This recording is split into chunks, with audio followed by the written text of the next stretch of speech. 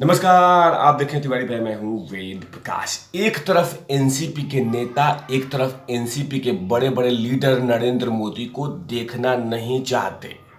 दो एनसीपी के लीडर लगातार जेल में चक्की पीस रहे हैं क्योंकि ईडी ने उनका पोल खोल कर रख दिया है। एनसीपी के नेता नहीं देखना चाहते नरेंद्र मोदी के और ना ही अमित शाह को, लेकिन उन्हीं के पार्टी के मतलब एनसीपी के नेता, और वो भी छोटे मोटे नहीं, बड़े नेता लगातार नरेंद्र मोदी के कसीदे पढ़े जा रहे हैं कि नरेंद्र मोदी जैसा प्रधानमंत्री तो मैंने कहीं देखा ही नहीं। नरेंद्र मोदी तो शानदार प्रधानमंत्री है, शानदार नेता है, उसमें अच्छे अच्छे गुण है। ये तमाम बातें कहना शुरू कर दिया, और वो भी छोटे मोटे नहीं, लंबे शब्द कहे हैं। ये चीजें देखने के बाद एनसीपी के नेता अंदर से तिलमिला जाएंगे कि एक तरफ आप ही के पार्टी के नेताओं को जेल में डाल रहा है और उसके बाद आप उसके लिए कसीदे पढ़ रहे हैं। हद हो गया, हद हो गया ये बेइज्जती की। माजिद मेनन एनसीपी के कद्दावर लीडर माने जाते हैं, शरद पवार साहब के खास माने जाते हैं, और वही लगातार नरेंद्र मोदी के कसीदे पढ़ रहे हैं, और वो भी बड़ी बड़ी बातें बोली है, और साथ में विपक्ष के नेताओं को तमाचा भी दे दिया है, आईना भी दिखा दिया है कि आप जितना उसमें अवगुण ढूंढते हैं, इससे बेहतर है कि आप काम कीजिए। ये तमाम चीज़ें बातें उन्होंने एक सोशल मीडिया पे बोला है, और क्या क्या कहा है माजिद मेनन ने अपने स्टेटमेंट, अपने बयान में ये बतलाना बेहद ही आवश्यक है। मेनन कहा कि प्रधानमंत्री नरेंद्र मोदी में कुछ गुण होंगे या उन्हें कुछ अच्छे काम किए होंगे जिसे विपक्षी नेता नहीं ढूंढ पा रहे हैं। इसके साथ ही उन्होंने ईवीएम हैक करने वाली बातों का खंडन कर दिया, क्योंकि लगातार कांग्रेस पार्टी यही कहती रहती है ईवीएम हैक हो गया, ईवीएम हैक हो गया, ईवीएम हैक हो गया।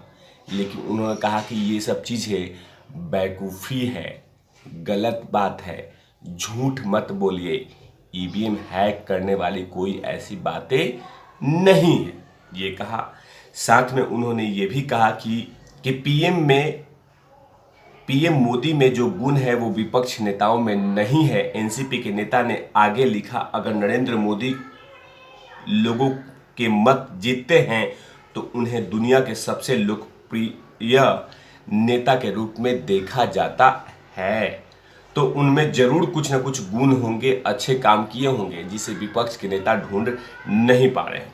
मैंने जो कहा वह विपक्ष को कुछ शोध करने की जरूरत है, रिसर्च करने की जरूरत है, कुछ आत्मनिरीक्षण करने की जरूरत है कि आखिर ऐसी कौन सी चीज़ें हैं जो नरेंद्र मोदी जी को न केवल भारत के बाहर में भी लोग पसंद कर रहे हैं। ये तमाम बातें एनसीपी के नेता माजिद मेनन ने कह दिया है। माजिद मेनन की ये बातें उन तमाम लोगों को मिर्ची लगने वाली है, क्योंकि एक तरफ एनसीपी नहीं, बहुत बड़े बड़े विपक्ष के नेता नरेंद्र मोदी को देखना नहीं चाहते हैं, लेकिन उस समय ये बयान आया है जहां पे ऑलरेडी बहुत सारे प्रॉब्लम में एनसीपी के नेता फंसे हुए हैं, और साथ में शिवसेना के नेता। लेकिन जो माजिद मेनन साहब ने कहा है उन तमाम लोग के लिए आईना दिखा दिया जो नरेंद्र मोदी को देखना पसंद नहीं करते। आगे मेनन यही नहीं रुके, आगे उन्होंने और भी बातें कही जो चुभेगी उन तमाम नेताओं को। संविधान का उल्लंघन, मेनन ने कहा कि यह सोचने वाली बात है कि संविधान का उल्लंघन करने, लोगों में नफरत पैदा करने और समाज को बांटने के बावजूद भी वो कैसे जीतता है। शुरू में विपक्ष कह रहा था कि ईवीएम में हेराफेरी है, लेकिन इसलिए वो जीत रहा है, लेकिन यह बात कभी नहीं टिकता। 2019 में विपक्ष की तमाम कोशिशों के बावजूद भी हम सरकार को नहीं हटा सके, नरेंद्र मोदी को नहीं हटा सके। मैं सराहना करता हूं कि उनके पास एक अच्छा एनर्जी है। वह रोजाना 20 घंटा काम करता है। नरेंद्र मोदी के ये असाधारण गुण हैं जिसकी मुझे आलोचना करने की अलावा सराहना करनी चाहिए। ये संदेश माजिद मेनन ने दे दिया कि आप जितना उसमें कमियां ढूंढते हैं, आप जिसमें उसमें गलतियां ढूंढते हैं, बेहतर है कि उसको नीतियों से हराइए, ना कि झूठ मूठ की बातों को बेचिए और उसे हराने की कोशिश कीजिए। ये बातें माजिद मेनन की एनसीपी के नेताओं को खूब सारा चुभेगी, क्योंकि ये बातें कहीं ना कहीं भारतीय जनता पार्टी को महाराष्ट्र में बहुत बड़ी ताकत देने वाली है।